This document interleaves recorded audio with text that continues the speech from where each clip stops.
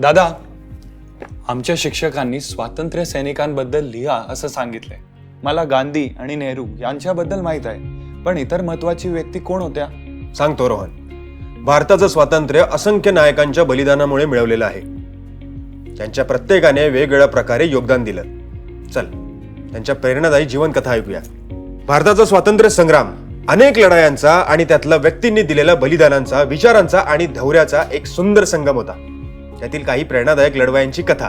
छत्रपती शिवाजी महाराज आणि त्यांचा सुरुवातीचा प्रतिकार. शिवाजी महाराज यांनी मुघलांच्या वर्चस्वाविरोधात लढा दिला आणि मराठा साम्राज्याची स्थापना केली. त्यांनी गुरिल्ला युद्ध पद्धती वापरली आणि रायगड किल्ला सारख्या किल्ल्यांची निर्मिती केली. भविष्यातील नेत्यांना प्रेरणा दिली की धैर्य आणि रणनीती वापरून सर्वोत्तम साम्राज्यांनाही हरवता येईल. महात्मा गांधी आणि अहिंसा. सत्याग्रह आणि अहिंसेचा प्रचार केला. चंपारण चळवळ. गांधींनी निळी रंग पिकवणाऱ्या शेतकऱ्यांना शोषणाविरोधात मदत केली. दांडी यात्रा. ब्रिटिशांच्या मीठ कराविरुद्ध शांततामय आंदोलन. भारत छोडो आंदोलन. ब्रिटिशांच्या बाहेर पडण्याची मागणी करणारे जन आंदोलन. याचे परिणाम काय? तर जात, धर्म आणि प्रदेश भेदभाव न करता लोकांना एकच स्वातंत्र्याच्या दृष्टिकोनात एकत्र आणले. ज्या बदलाची तुम्हाला इच्छा आहे तो बदल होण्यासाठी तुम्ही स्वतः बदल घडवा. या विचारावर शोध घ्या आणि आजकाल त्याचा कसा उपयोग होऊ शकतो हे लिहा. भगतसिंह आणि क्रांतिकारी. त्यांनी ब्रिटिश साम्राज्याविरुद्ध ठाम आणि सरळ कृती करण्यावर विश्वास ठेवला. केंद्रीय विधानसभेत एक नॉन लिथल बॉम्ब टाकला, ज्यामुळे अत्याचारी कायद्यांविरोधात आवाज उठवला.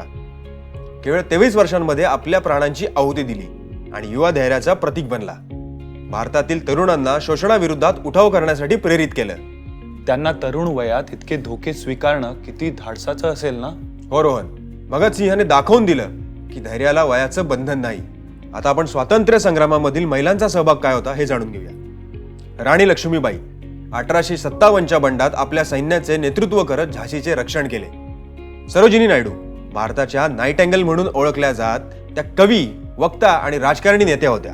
नागरी अवज्ञा आंदोलनात महत्वाची भूमिका बजावली आणि भारतीय राष्ट्रीय काँग्रेसच्या पहिल्या महिला अध्यक्ष बनल्या. कॅप्टन लक्ष्मी सहगल सुभाषचंद्र बोस यांच्या नेतृत्वाखाली भारतीय राष्ट्रीय सेनेमध्ये कर्नल होत्या. नेताजी सुभाषचंद्र बोस सैनिकी प्रतिकारावर विश्वास ठेवला आणि भारतीय राष्ट्रीय सेनेची INA स्थापना केली. त्यांचं एकच म्हणणं होतं, माझं रक्त द्या, मी तुम्हाला स्वातंत्र्य देईन. आणि याचा परिणाम म्हणजे त्यांच्या नेतृत्वामुळे भारतातील युवकांमध्ये स्वातंत्र्य संग्रामासाठी एक नवा उत्साह निर्माण झाला. थँक्यू दादा. हे जाणून मला खूप एक्साइटिंग वाटत आहे.